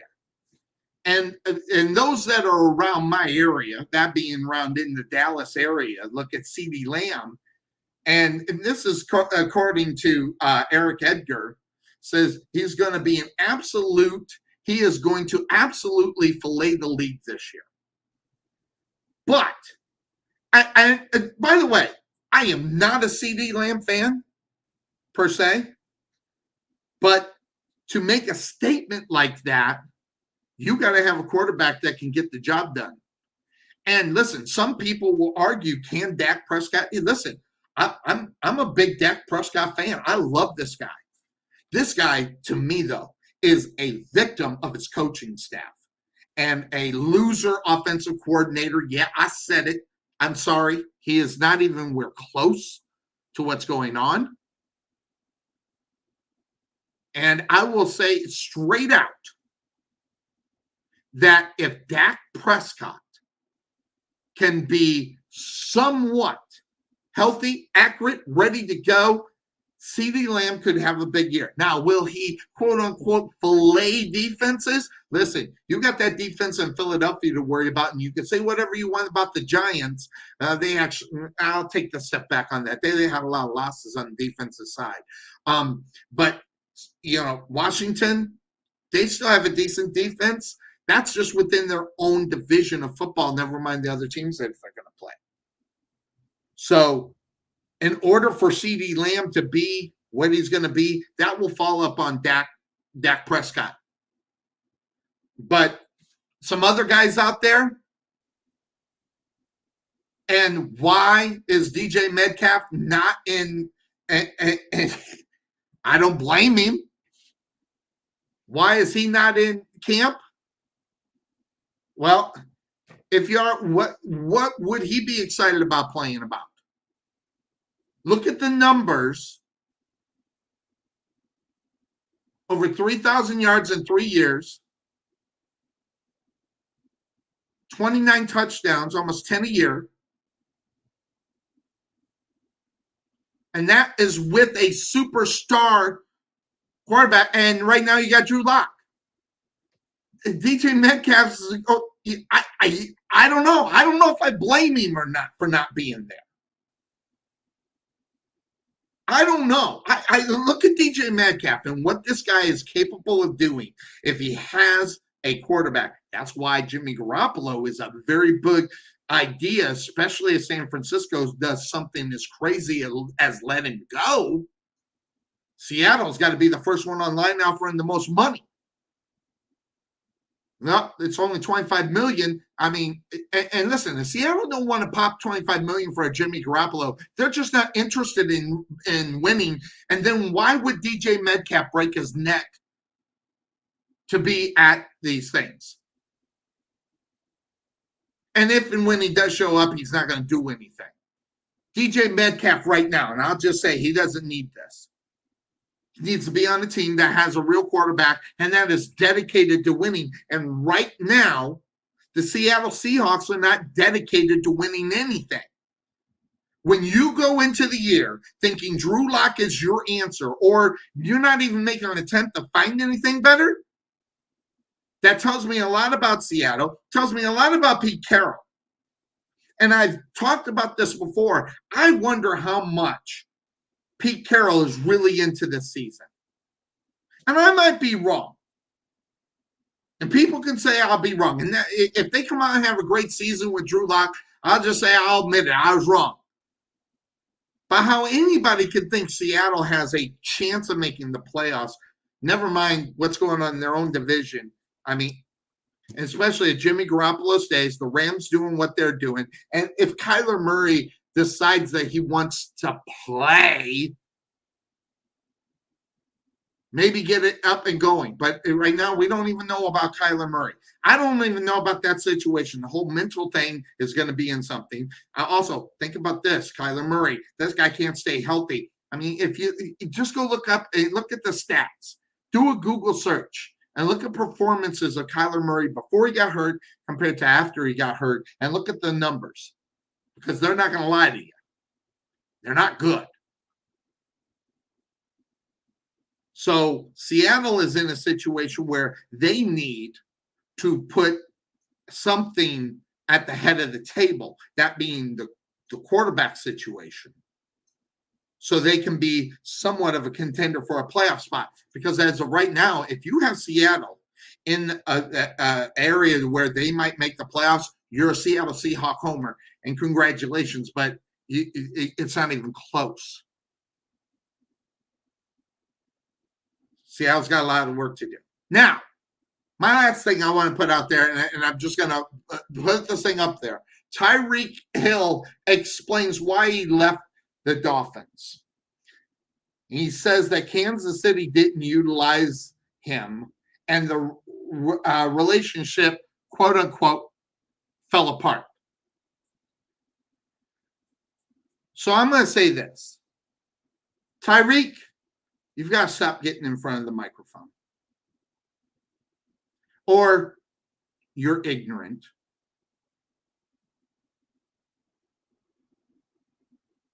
And if you believe what you just said there. See, and that's the problem with having a mic in front of you. Tyreek needs to stay away from it. I know they got obligations, but Tyreek needs to know when to shut up, because this guy, for the last few weeks, has been saying stupid things that make zero sense. Because I am not naive enough to believe that Tyreek Hill prefers Tua over Patrick Mahomes. And not only that, the relationship didn't fall apart. In fact, 2 of the playoff games, they dedicated to get him the ball. They broke their neck to get the ball to him. Tyreek, you either A, got to stop talking, or B, next question, because you're lying when you make a statement like that. Wrong button. You're lying when you say this. I can't believe you, in other words. Now, if you're saying that this to prop your quarterback up so he can show, which he hasn't shown, which I've talked on this show, that I don't think Tua is a great quarterback. I think he's close. I think if he has the right coaching, I think if something can be done, he could be okay. But to be the great thing that, and by the way, Tyreek Hill is not the answer to that. Now, does it help? Absolutely. But it's not necessarily the answer, especially when, listen, I heard this and I went and looked it up, and then they were showing examples. As soon as Tua figures out his footing, as soon as Tua can read somewhat of a defense, he can be crazy good. By the way, and he's just missing passes by inches. 12 inches. That's 12 inches. That's a foot. In the NFL, it's a big miss, but they're coming down and slowly coming down. Now he's just missing by 6 inches, 7 inches. leading their wide receiver, not throwing behind him or too far ahead of. As soon as he picks up that, and especially with Tyreek Hill, he's going to have to figure out a different speed with Tyreek. Because, listen, that guy's a different monster all by himself. Tyreek is such a different player that he has to change his whole method of being a quarterback because of who Tyreek Hill is. And it's not being the same kind of quarterback he's been for the last 2 years for the Miami Dolphins. He's that much better, faster, and smarter. So they need to be on the same page. But if he plays the same way for Tyreek, that means Tyreek is going to have to maybe figure out a way to get his other wide receivers on this football team, which are not bad, but to be as good as him. And I don't know if they have the capabilities of doing it. And I will tell you straight out that there are a lot of things and a lot of places for people to do and say what they want about Tyreek Hill, but that get for Miami was not just for the wide receiver position. It's a huge benefit. But Tyreek is also there for special teams and what he can do on a punt return or a kickoff return. Probably the factor that decided that they'd go ahead and pay the money because that's going to be a big-time umpire. And say whatever you want and as far as I like the Miami Dolphins because this is a football team before Tua got there, found ways to win games they had no business winning, especially against the Tom Brady football team. They go up to New England and beat them, and they beat them at home too. And they found a way somehow that had no business winning games, and they did. So if they can put it together, this could be an interesting look of the Miami Dolphins this year. I'm not saying they're going to go out and win a lot of football games. I'm not going to say they're going to be the best thing to come along since Fruit Punch. I'm not going to go that far. But I will say that it's interesting. But the guy that is expected to take the place of a Tyreek Hill is a head case in himself. But Andy Reid, and I want you to look at this, okay? This is Andy Reid talking. Andy Reid say he's running better, he's catching better, and he's working hard. Now, this is a guy that has so much baggage with him. And the baggage is because of one thing. And again, I'm not one that is going to sit here and say, the marijuana situation. This was more about following rules, which is the reason why I'm down on Josh Gordon. But Josh Gordon is expected to come in and fill the shoes of a Tyreek Hill, and I don't know if he's capable of doing that, or I don't know if it's fair to put that kind of pressure on this kid. Why don't we just get him through a season without too many expectations of what he can and cannot do, and then see if you can build on it? More so than you can say whatever you want. The talk is this guy's going to have to fill the shoes of Tyreek Hill. And that's because of his speed and his ability, but he's obviously not as fast as Tyreek, and he's not as dynamic. But the guy can make some plays. But I don't know if it's a smart thing to do to put this guy's pressure, okay, you're filling the feet of Tyreek Hill. I think it's a horrible thing. I think it's something that should not be done, but it's being done. So we'll see how that works out. Now, I am not so grudged up on Josh Gordon that I don't want to see him succeed. I do know he gets 7 to 8 chances compared to some of the other guys that have gotten in trouble within the NFL, and we don't see him anymore after maybe 1 or 2 problems that they have with the NFL. This guy has been given a long rope to hang himself. And he's done a pretty damn good job about it. But Andy Reid, if you go back, there was one guy who was supposed to be the guy that, Antonio Brown says he'll never play for Andy Reid anymore, but, guess what? Now he's going to take another guy that's a problem child and see if he can straighten this guy out, because obviously that was a fail with Antonio Brown, but maybe Josh Gordon can pick up on the fact that he's getting yet another opportunity, first of all, that he doesn't deserve, and second of all, he goes to a Super Bowl contending football team, and he's going to be asked to step in and fill some shoes and make plays and be a reason why they make the Super Bowl. This could be a good thing for him. So I as much as I bashed Josh Gordon in the past, I'm hoping that this guy can come out of it and be the guy. And again, he doesn't have to be a superstar. How about just get through a year without any incidents? But if he does step up, could you imagine how that'll be? And I don't know how much Patrick Mahomes is spending time with this guy, but I hope he is. And I hope he's out there doing what he's going to do. So we'll see how this works. And I hope it's something that does work out for them as far as that is concerned. And I do hope and wish Josh Gordon good luck. And, fortunately, I think he might just be in the only place that could put up with that. And if it's going to change, it's going to be there or it's not going to happen. So this is the end of the long rope that has been given to a Josh Gordon. So that being said, of course, that's the name of the show, guys. We didn't get Cuervo today. He's on vacation. Hopefully we'll get him next week, as I'm actually dog sitting next week. So, I have plenty of time. We'll be doing the show. So hopefully you can join us then. Again, the Couch Potato Sports Show, the home of the Saxy Mustangs football, radio broadcast, and video commentary, going to happen right here. Make sure you join us. Check out the crew, myself, as well as Big Red Butch and the Eagle Eye Bill Cerna, as we will be bringing these to you guys.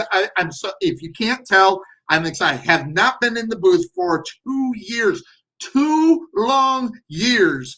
I have not been in the booth. And that also being said,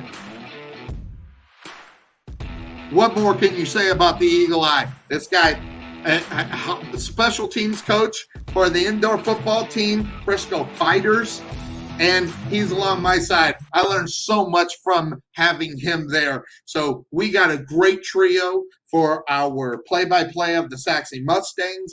So it's going to be a real good one. So I'm really happy about that. We're getting started. We're getting excited about the season, and we'll bring that all to you here on the Couch Potato Sports Show. That's going to do it for me. I was only going to be on for a couple hours, but it's my show. I can go as long as I want. How about that? If Cuervo and someone else shows up, we'll go 3 hours, and so we can get everybody and their opinions in. Thank all the people that joined us here as our cult following that's out there. We appreciate it. Never mind the locals, my lokes around here in the Dallas, Texas area. Hope everybody has a great weekend. Enjoy the rest of your day before you get back to the hustle and bustle of a Monday morning. And I'm out of here. I hope everybody has a good one. Take care. Bye-bye.